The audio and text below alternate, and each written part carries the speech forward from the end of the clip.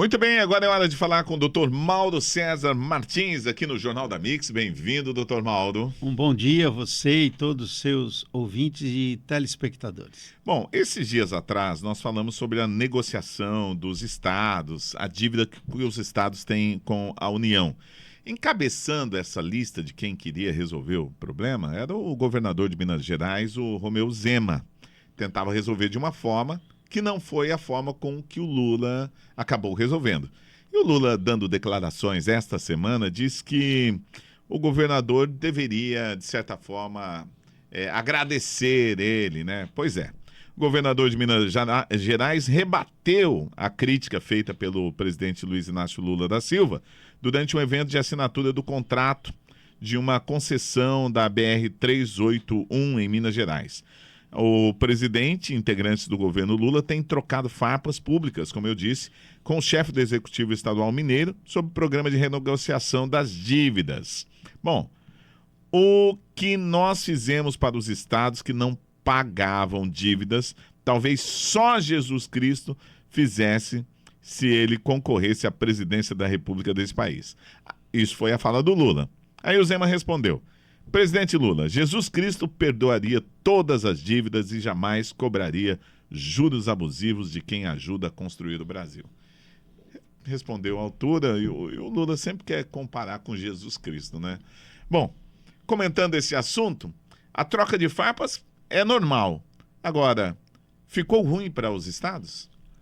Não, no meu entendimento não ficou ruim para os estados, não. Porque... Mas o Zema queria o perdão, então. Tanto o Zema quanto o governador do Rio Grande do Sul e principalmente do Rio de Janeiro, o ideal para eles era não pagar a dívida. Porque aí sobraria dinheiro para eles gastarem nas políticas deles, daqui 2 anos. Então, o que, na minha opinião, está errado nisso é o presidente Lula, que é o presidente da República, antagonizar com um governador que também é um possível pré-candidato da direita contra a candidatura do PT, que deve ser o presidente Lula, a reeleição, usar o nome de Deus, né? Eles usam o nome de Deus em vão na política. Então, acho que deveria preservar Deus dessas discussões, porque Deus não tem nada a ver, ele não fez a dívida, ele não contraiu as despesas, ele não arrombou o cofre do Estado para ter essas dívidas. Então, é uma briga política mesmo. Eu acho que essa renegociação de dívida, ela não foi a melhor, porque a melhor seria não pagar a dívida. Mas ela é a possível. Por quê? Porque o governo federal, renunciando de receber dos estados devedores, quem paga é a população, as empresas com os impostos. Então, os governadores deveriam cortar gastos e não aumentar gasto. Com relação à questão do juro, das taxas que se cobra, eu acredito que foi isso que chegou-se um consenso no Congresso Nacional. Então, os governadores têm que se alinhar e a sua receita, a sua despesa, sabendo que existe essa dívida. Diga-se de passagem, esta dívida não é do Romeu Zema. Essa dívida foi principalmente do Paulo Pimentel, governador do PT, que destruiu Minas Gerais. Os servidores de Minas ficaram anos sem receber salário, com o nome tudo no Serasa. Então o PT, Paulo Pimentel, destruiu o estado de Minas Gerais economicamente. E agora está lá num cargo mamando do PT do governo federal. É como você casar com uma mulher que já tem filhos, né? E depois reclamar que você não fez aquele filho. Mas você resolveu casar com a mulher. Não, o filho é inerente à relação. É o caso das dívidas, né? Todo mundo sabe das dívidas. Já sabe que tem. E não adianta ficar com mimimi, não, porque quando se candidatou sabia que tinha esse tipo de problema. E tem que administrar o problema tecnicamente. Agora, verdade seja dita, o governador Zema é um excelente governador. Na gestão dele não teve nenhum tipo de crise no Estado, ele resolveu tudo, só que tem esse passado ruim da gestão do PT em Minas Gerais. Agora, doutor Mauro, no caso do Romeu Zema, ele parece que ficou um pouco apagado nas últimas eleições, né? a gente vê que outros candidatos da direita tiveram mais holofotes, vamos dizer assim. Nessas últimas eleições, foi de candidato a prefeito da capital.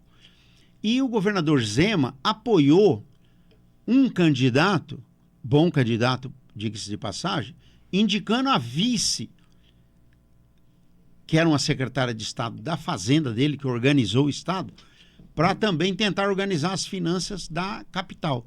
Só que não deu certo. Então, você veja que coisa, como a política é complicada. A população escolheu reeleger o prefeito. O prefeito estava com câncer, se agravou esse câncer, tomou posse por videoconferência dentro de uma UTI e agora está entre a vida e a morte lá, e está o vice dele administrando uma cidade enorme, Belo Horizonte. Uma das maiores do Brasil. Sem prefeito. Igual o Covas, que faleceu, e o Ricardo Nunes assumiu, fez uma boa gestão, fez uma boa campanha e conseguiu se reeleger. Então, Belo Horizonte, o Romeu Zema perdeu em todas as suas escolhas e vai ter dificuldade para eleger o vice-governador, porque em Minas a política é muito renhida, é muito disputada.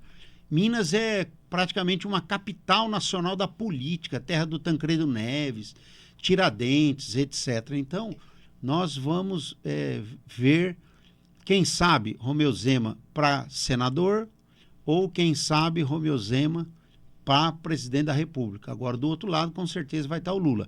Se o Bolsonaro deixar de ser inelegível, eu tenho certeza que o Romeu Zema soma com o Bolsonaro para sair ao Senado ou sair de vice, e a vida segue com o Bolsonaro, porque o Bolsonaro é o verdadeiro líder da direita brasileira. Muito bem, a gente volta já já com mais Dr. Mauro César Martins.